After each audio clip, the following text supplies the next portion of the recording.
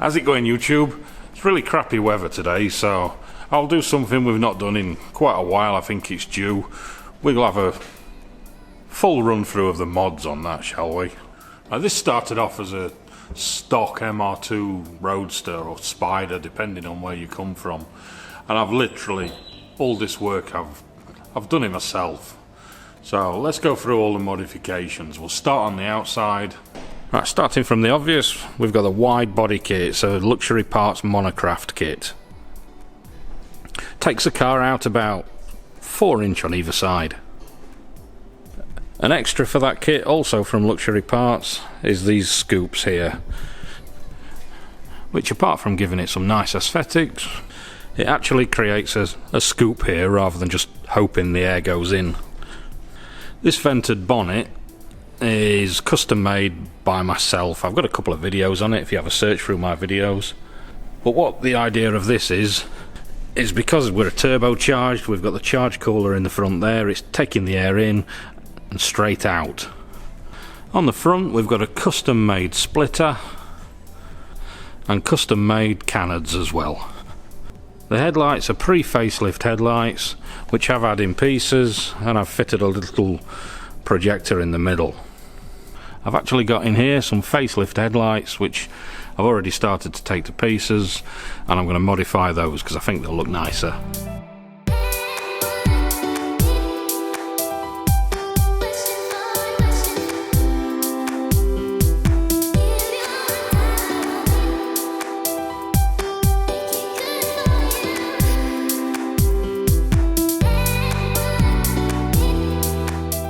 Working back through the car, we've got some tinted side repeaters there, custom wing mirrors, not so cheap but cheap eBay ones, they're not too bad actually, and some brackets that I made myself. Right, on the back we've got custom made rear lights. I've got a video of how to do that somewhere as well.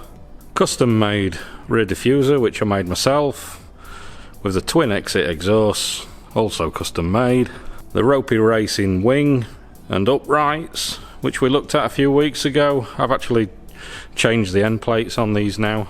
The Ropey Racing engine lid vent, I've got a video on that. And this brake light I need to sort out still. These vents on the back, they're actually off a Ford Focus RS. The wheels are Lenzo RS5 18 inch.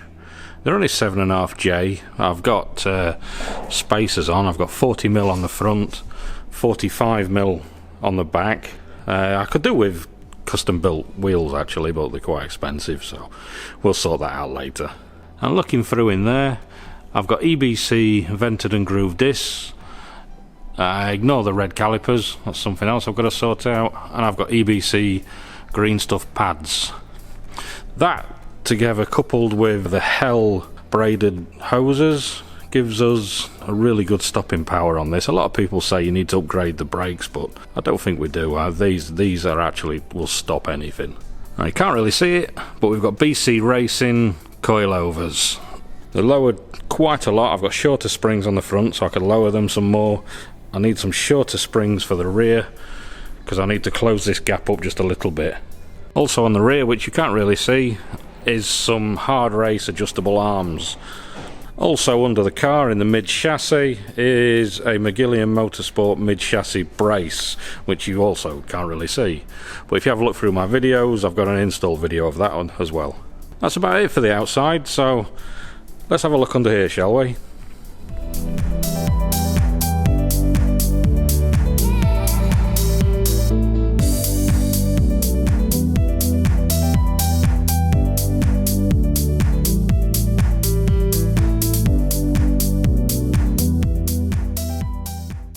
Right, so as you can see, this bit's been completely changed. There's the top of the BC coilovers, so we can get to them to adjust them. I've taken all the spare wheel out, cut out these plastics to keep it nice and open. Down inside there's the battery down there, that's been relocated to the front. The power steering pump has been moved from there over to the back to get it out of the way. And this bit has been ducted up from the back of the radiators to let the air out. Down here is a Mishimoto radiator, aluminium radiator. Right down there at the bottom is the pump for the charge cool radiator. I still need to get a front brace for this, but apart from that it's looking almost complete. More complete than what the rear is, so let's have a look.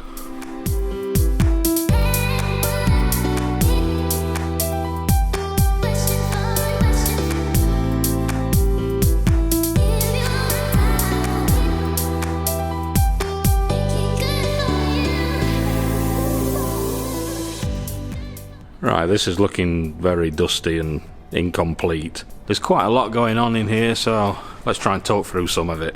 We've got the stock 1.8 1ZZ engine which comes in this car, and we've got a WiFBits turbo kit on it. Or it used to be a WiFBits turbo kit and it's been heavily modified since then. It's a TD04 turbo with the larger compressor wheel, through a charge cooler, into an enlarged Streetworks 1ZZ throttle body. To cope with the power that this is producing, it's got the spec Kevlar Stage 2 clutch in it, which should cope with anything I can throw at it using this turbo and what this engine can handle. The fueling has been completely modified on this also. I've modified the fuel rail to be a return rail, going through the Cytec fuel pressure regulator back into the return of the tank. The fuel pump was changed to a Walbro 255 litre pump, and all the hosing was changed to braided hose. You can't really see it. The injectors are Monkey Wrench Racing injectors. I think they're 650cc, I can't remember exactly. We've got the Magillian Motorsport bracing. Over there's a little header tank for the charge cooler. The air filter coming into the turbo is a K&N filter, which I've routed right underneath everything and shoved it right into that corner up there. So it's fed directly from this side scoop. You can see the top of the coilovers there, they're the ball mount ones. I know you can't really see it, but from the turbo we've got a straight through exhaust coming out to twin pipes on the back. The engine and gearbox is fully polybush mounted.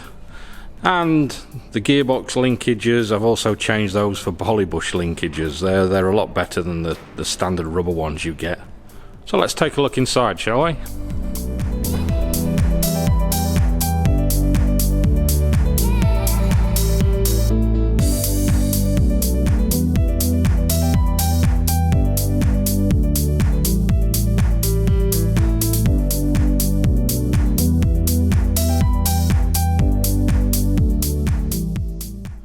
Right, so here we are inside. We've got the Momo Evo Comp steering wheel with the Momo hub. Through here is the visual performance plasma dials. You can actually change them with a switch down here between blue and green. There you are. And it's got an intensity dial as well, so you can turn them up and down. I'll keep them on green. This pod kit over here, these was just a cheap pods from eBay. It was about £10, and I bought the Pro Sport gauges to go inside. I bought them as a triple kit. We've got the boost, oil temperature and oil pressure.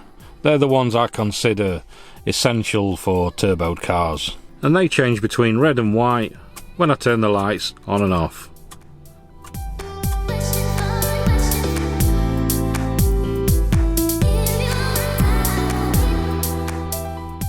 The second most essential gauge to have on a boosted car is the wideband AFR. This one you can actually change between the AFR and the volts, and it'll even draw a little graph for you as you're driving. This is made by PLX. We've got some fancy new knobs here that we fitted. These look a bit posher than the stock ones. Down there is the fan controller for the charge cooler. This monitors the temperature in the header tank of the charge cooler system and turns on the fans on the radiator on the front when this gets too high. Down there is the Race Logic traction control and launch control. That has got a million settings you can play with. It's an amazing piece of kit, that is. Really makes a difference. I've got a Pioneer touchscreen head unit there. It's just there for show, really. I never actually use it. Down here behind the seat, I've got a little subwoofer to go with the head unit. Like I said, I never really turn it on. Right, in here, starting from the left, we've got the Race Logic ECU for the traction control. Next, I've got a little laptop for programming everything. And over at the end, I've got a Gredy eManage Ultimate ECU. Right now it's doing the job, but I need to change it for a standalone ECU really. Down here I've got a custom gear knob by Allen's Custom Knobs. This is a weighted one. Over here I've got a Mishimoto Ryan Tuerck limited edition shifter. Let's change that over, shall we? I basically got this because I can't afford a Ferrari powered GT86, so this is the nearest I can get to it, I suppose. The limited edition Ryan Tuerck shifter knob. It's got a big thread on the inside, and in the bottom of here we've got the different sized inserts, so it'll fit your car. I'll just unscrew this one. We'll remove this one for now, and I'll find the right insert out of here. Right, so that's the one. That screws onto there. What I'll do is we'll screw this into the bottom of the gear knob first, and then screw it on there. Right, I'll screw that right in. Let's screw this back down then. That's all screwed in. It's a nice size. That feels good. But to be honest, it's a bit weird. As much as I like Ryan Tuerck, it's a bit funky to say every time I need to change gear, I need to grab hold of Ryan Tuerck's knob. But, to be honest, Ryan Tuerck's knob feels quite good. Now Allen's knob is quite a bit thicker and a lot weightier. Enough of that, let's move on, shall we? And I think that's about it for the inside of the car, actually. Right, I think that covers about the whole car. I've fitted that many things, I can't remember what I've fitted. I'm sure I've covered everything in that. But what we need to do is when this weather gets better, we'll go out, we'll do some proper driving videos, and we need to meet some people and do something that's not in here. We need to get out and about, really. So don't forget to subscribe. Don't forget to like the video if you liked it, obviously. We'll see some more of this. I'll catch you guys later. Cheers.